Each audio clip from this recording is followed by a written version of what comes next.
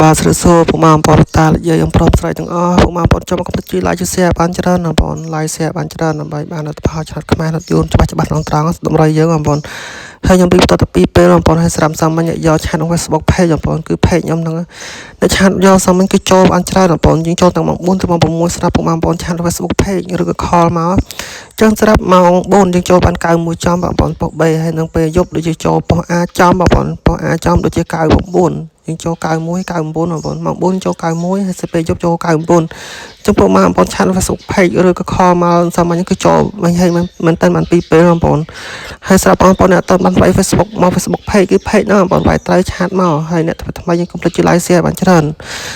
ចឹងpage យើងនឹងបងប្អូនឆាតយកលេខឆ្នោត page ហ្នឹងហើយលេខទូរស័ព្ទផ្ទុយ4.3បងប្អូនហើយស្រាប់ YouTube យើងសាមញ្ញយើងឲ្យ50កុដ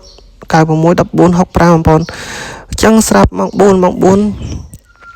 ហើយនៅម៉ោង6បងប្អូនចឹងស្រាប់50កុដវាមក52បងប្អូននៅប៉ុស A ពេលយប់បងប្អូនអាចផលិតផលពីផលិតផលបានគឺ50កុដមក52ពេលយប់ស្រាប់96វាមក91គឺចូលម៉ោង4បងប្អូនលេខឲ្យចូលហើយវាមក98ទៀតហើយវាមក99គឺចូលលេខឲ្យពេលយប់ដែរបងប្អូនគឺចូលស្រាប់ប៉ុស A បងប្អូនហើយនឹង14ចាប់បានចូលទៅស្រាប់ម៉ោង4 6ហើយនឹង65វាមក64បងប្អូនមើលប៉ុស A ពេលម៉ោង4ណាប៉ុស A ម៉ោង4គឺចេញ64បងប្អូនឲ្យ65ស៊ីមគ្រាប់ចឹងលេខយើងចូលរងចូលខ្ទង់បានច្រើនបងប្អូនហើយមួយទៀតស្រាប់បងប្អូនចង់ខលឲ្យខលទៅ 4.3 ឬ Telegram កន្លែងហ្នឹងបងប្អូនចឹងចូលថ្ងៃទី6បងប្អូនកុំភ្លេចជួយ like share បានច្រើនស្រាប់អញហើយទៅស្រាប់ថ្ងៃហ្នឹងបងប្អូន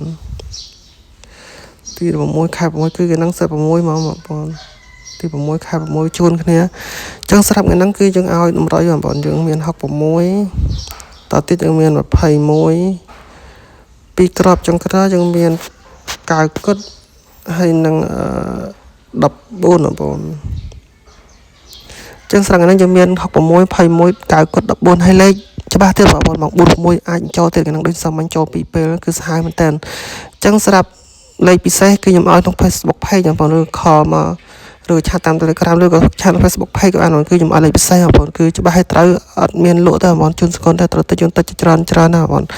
ចឹងយើងមានតែប៉ុណ្ណឹងចុងក្រោយជូនពរបងប្អូនតានិយាយមានលៀបមិនចេះតែខកគុំស្រាប់ថ្ងៃហ្នឹងឲ្យហេង